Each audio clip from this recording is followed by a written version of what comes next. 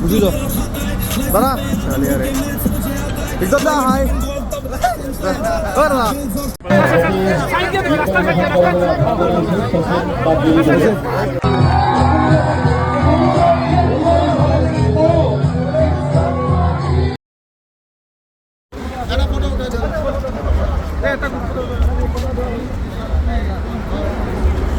বুঝিলো দাদা চলে আরে একদম না হাই ওর না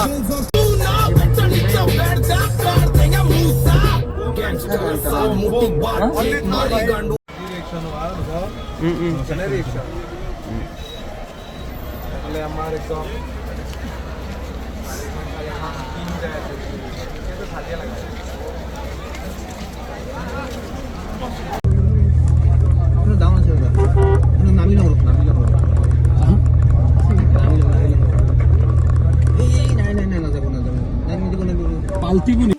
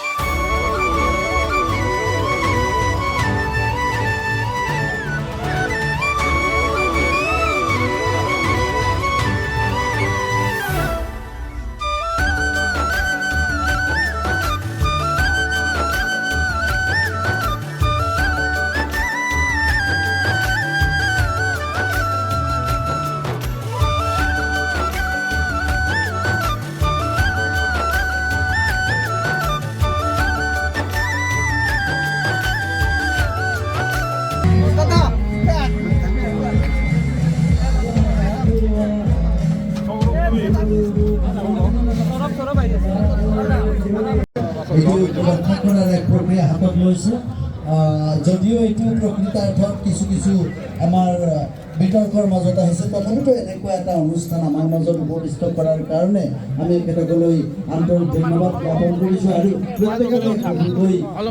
আপোনাসবক জনাবলৈ পাই আনন্দিত হৈছোঁ যে সপ্ততিতম অসম সাহিত্য সভাৰ পাঠশালা অধিৱেশনলৈ আমাৰ মাজত উপস্থিত হৈছে সি আমাৰ আটাইৰে মৰমৰ ভিক্টৰ দাস আৰু এয়া মঞ্চত ভিক্টৰ দাস ডাঙৰীয়া তেখেতে অসমীয়া জাতীয় জ্ঞানৰ বাবে কাম কৰি আছে ছাত্ৰ সমাজে যাতে তেওঁ চাকৰি লাভ কৰে তাৰ কাৰণে তেওঁ বিভিন্ন পৰিকল্পনা লৈছে তেওঁ প্ৰশিক্ষণ দি আছে তেওঁ শিকায় আৰু এইগৰাকী ভিক্টৰ দাসক আমি মঞ্চত পাই আনন্দিত হৈছোঁ তেখেতক আমি প্ৰদৰ্শনী সমিতিৰ তৰফৰ পৰা এখনি গামোচাৰে সম্বৰ্ধনা জ্ঞাপন কৰিব বিচাৰিছোঁ আৰু এখনি গামোচাৰে ভিক্টৰ সেনাৰ আহ্বায়ক অতুল পাটগিৰি ডাঙৰীয়াই সম্বৰ্ধনা জনাব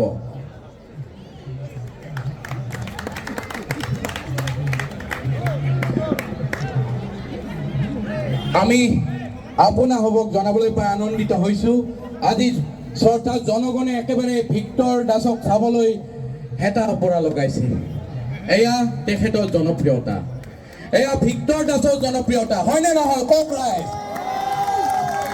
আমি তেখেতক আমন্ত্ৰণ জনাইছিলোঁ যে ভিক্টৰ দা আপুনি এই মঞ্চত গীত পৰিৱেশন কৰিব লাগিব আপোনালোকে বিচাৰেনে নাই কওক আপোনালোকে তেখেতৰ গীত শুনিব বিচাৰেনে নাই কওক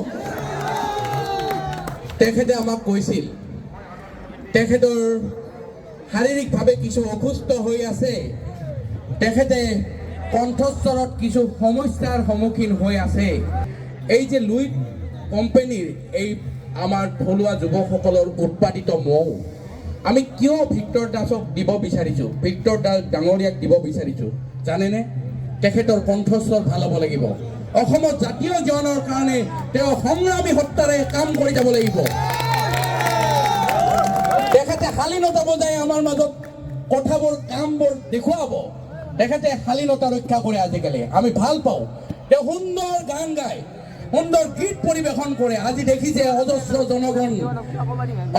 জনগণে এয়া ভিক্টৰ দাসক মৰমেৰে ভাল পায়, ভিক্টৰ দাসৰ কথাবোৰ শুনি ভাল পায়।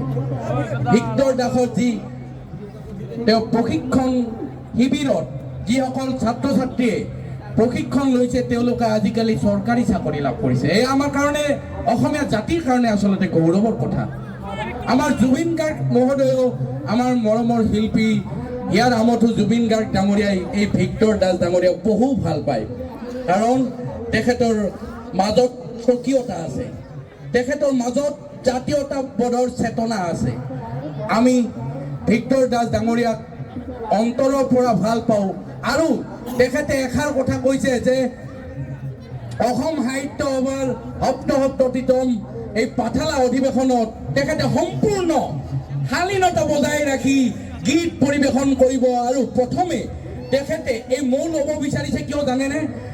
এই মৌ বজালীক থলুৱা উৎপাদনৰ মৌ বটলটি দেখি তেখেতে কৈছে, বা ইমান বজালীৰ উদ্যমী ল'ৰা আছে। গতিকে আমি প্ৰথমে ধনজিৎ দাস মহাশয় এই মৌৰ কথাখিনি, মৌৰ আঁৰৰ কথাখিনি ক'বলৈ অনুৰোধ জনাইছোঁ। নমস্কাৰ। ভিক্টৰ দাসক আমি পাই পৰম সন্তোষ পাইছোঁ। তেওঁ অসমৰ নতুন প্ৰজন্মক বিভিন্ন ধৰণে বিভিন্ন প্ৰতিযোগিতামূলক পৰীক্ষাত কেনেধৰণে সুখ্যাতিৰে উত্তীৰ্ণ হ'ব পাৰি এই বিষয়ে প্ৰশিক্ষণ দি আছে বিভিন্ন মাধ্যমৰ জৰিয়তে। তেখেতক অলপ সময় পূৰ্বে মই অফিচত লগ পাইছিলোঁ আমাৰ প্ৰদৰ্শনী উপসমিতিৰ। মই তেখেতক কৈছোঁ যে আপোনাৰ ভালখিনি বহুত ভাল আৰু বেয়াখিনি অলপ বেয়া। আমি বেয়াখিনি বেয়া পাওঁ আপোনাৰ, আৰু সেইখিনি আপুনি বাদ দিব লাগিব। তেওঁ আমাক কথা দিছে যে তেওঁ ভাল হ'ব। তেওঁৰ কিছুমান কাহিনী আছে, সেইবিলাকো আমাৰ লগত শ্বেয়াৰ কৰিছে। যি নহওক, ভিক্টৰ দাসক আমি প্ৰদৰ্শনী উপসমিতিৰ আজি এই বাকৰিত পাই পৰম সন্তোষ পাইছোঁ। অজিত চৌধুৰী ডাঙৰীয়াই তেখেতক এটি মৌৰ বটলেৰে উপহাৰ আগবঢ়াইছে আৰু তেখেতক এটি জাপিৰে, অসমীয়া সংস্কৃতিৰ প্ৰতীক জাপিৰে আমি আদৰণি জনাব বিচাৰিছোঁ। আদৰণি জনাব আমাৰ কাৰ্যকৰী সভাপতি ধনজিৎ দাস ডাঙৰীয়া।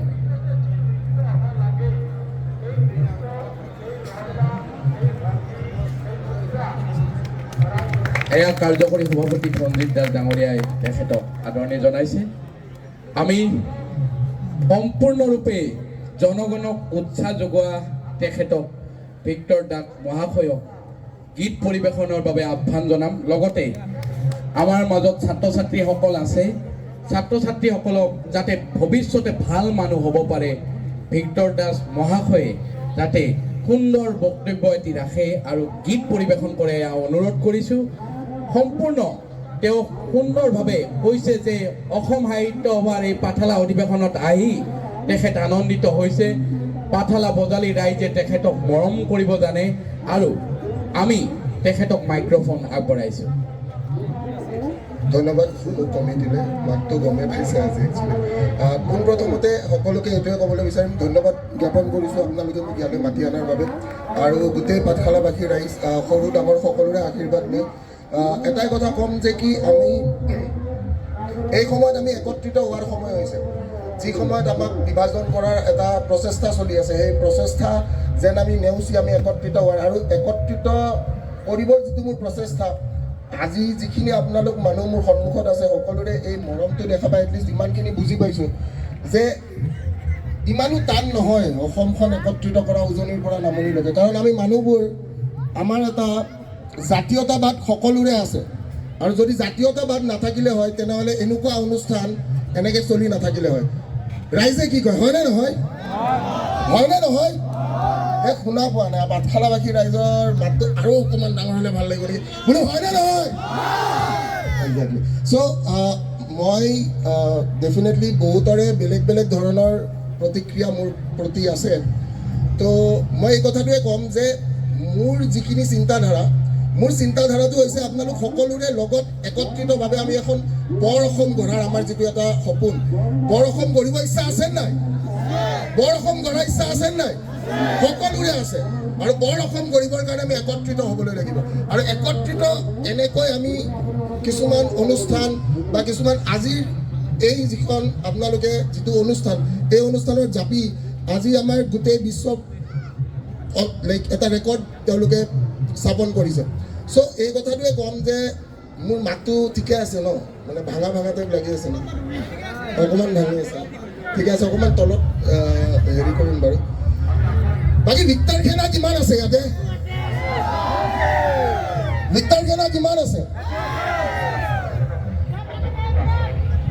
ৰেপ লাগে, ৰেপটো গাব পৰা যাব পাৰে। মাতটো ভাঙা, মাতটো যিহেতু ভাঙি আছে, আপোনালোকে অকণমান সহায় কৰিলে একেলগে গাব পাৰিম ন? আমি যন্ত্ৰটোৱে গাওঁ নেকি? জুবিন দা আমাৰ আবেগ।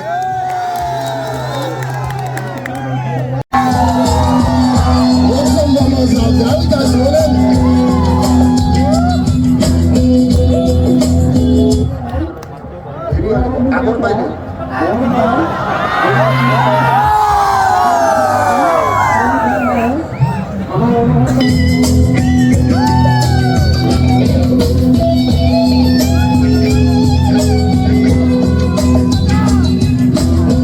ৰাতিপুৱা শুই উঠি যাবলৈ হয় স্কুললৈ, গধুৰ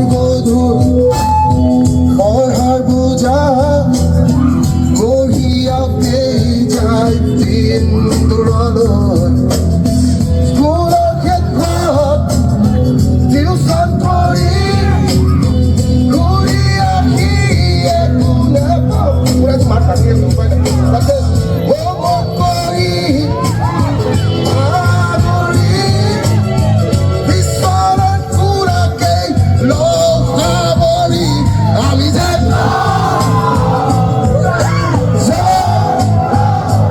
একোটা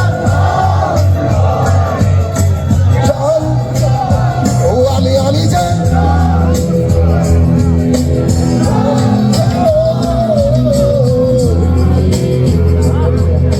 অ'কে, ধন্যবাদ। মোৰ আজি মাতটো পুৰা ভাঙি আছে, কথা পাতিতে গম পাইছে চাগে, ঠিক আছে। বাট দেন লাইক আগন্তুক দিনত আকৌ আশা কৰিম, সেইকাৰণে কৈছোঁ। জাষ্ট এবাৰ একেলগে কৈ দিওঁ, মানে যিটো আমাৰ আৱেগ, সেই বস্তুটো আমি চলাব লাগিব ন। বোলে জয় জুবিন দা, বোলে জয় জুবিন দা, বোলে জয় জুবিন দা, জয় অসম, জয় অসম, জয় অসম, ভিক্টৰ সেনা জিন্দাবাদ। ধন্যবাদ। আমি ভিক্টৰ দাস মহাশয়ক ধন্যবাদ জনাইছোঁ।